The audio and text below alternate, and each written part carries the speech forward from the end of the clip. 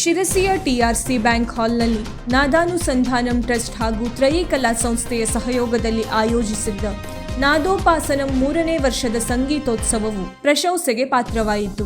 ಕಾರ್ಯಕ್ರಮವನ್ನು ಟ್ರಸ್ಟ್ನ ಅಧ್ಯಕ್ಷ ವಿದ್ವಾನ್ ಪ್ರವೀಣ್ ಭಟ್ ಅಗ್ಗೇರೆ, ದಿನೇಶ್ ಹೆಗ್ಡೆ ಹಾಗೂ ಕೃಷ್ಣಮೂರ್ತಿ ಭಟ್ ಉದ್ಘಾಟನೆ ಮಾಡಿದರು. ಸಂಗೀತ ಕಾರ್ಯಕ್ರಮಕ್ಕೆ ಡಾಕ್ಟರ್ ಶಿಲ್ಪಾ ಡೂಬ್ಲೆ ಪರಬ್ ಅವರ ಮನೋಜ್ಞ ಗಾಯನವು ಮೆರುಗು ನೀಡಿತು. ಅವರ ಗಾಯನಕ್ಕೆ ತಬಲಾದಲ್ಲಿ ಸಂಕೇತ್ ಕಲಪ್ ಹಾಗೂ ಸಂವಾದಿನಿಯಲ್ಲಿ ಪಂಡಿತ್ ಶ್ರೀ ಗೌರೀಶ್ ಯಾಜಿ ಉತ್ತಮ ಸಾಥ್ ನೀಡಿದರು.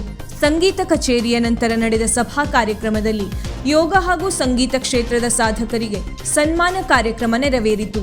ಯೋಗ ಕ್ಷೇತ್ರದಲ್ಲಿ ಯೋಗಶಾಸ್ತ್ರ ವಿದ್ವಾಂಸರಾದ ಪ್ರಸಾದ್ ದುಂಡಿ ಅವರಿಗೆ ಯೋಗ ತಪೋನಿಧಿ ಎಂಬ ಬಿರುದನ್ನು ಪ್ರದಾನ ಮಾಡಲಾಯಿತು. ಸಂಗೀತ ಕ್ಷೇತ್ರದಲ್ಲಿ ಹಿರಿಯ ಸಂಗೀತ ಕಲಾವಿದ ರಾಮಚಂದ್ರ ವಿ ಹೆಗಡೆ ಅವರಿಗೆ ಗಾನ ಯಶೋನಿಧಿ ಎಂಬ ಬಿರುದನ್ನು ಪ್ರದಾನ ಮಾಡಲಾಯಿತು. ಈ ಸನ್ಮಾನ ಸಮಾರಂಭದಲ್ಲಿ ಅನೂಪ್ ಇಂಡಸ್ಟ್ರಿಯ ಮಾಲೀಕ ಸುದರ್ಶನ್ ಪಿಳ್ಳೈ, ರಾಜದೀಪ್ ಟ್ರಸ್ಟ್ನ ಸಂಸ್ಥಾಪಕ ದೀಪಕ್ ಹೆಗಡೆ ದೊಡ್ಡೂರು, ಮನೋವಿಕಾಸ ಸಂಸ್ಥೆಯ ಸಂಸ್ಥಾಪಕ ಗಣಪತಿ ಹೆಗಡೆ ಉಪಸ್ಥಿತರಿದ್ದರು. ಸಮ್ಮಾನ ಕಾರ್ಯಕ್ರಮದ ನಂತರ ರಂಜನ್ ಕುಮಾರ್ ಬೇವುರಾ ಅವರ ಪಿಟೀಲು ವಾದನ ಮತ್ತು ಮೇಧಾ ಭಟ್ ಅಗ್ಗೇರಿ ಅವರ ಗಾಯನದ ಜುಗಲ್ಬಂದಿಯು ನೆರೆದಿದ್ದ ಸಭಿಕರನ್ನು ರಂಜಿಸಿತು.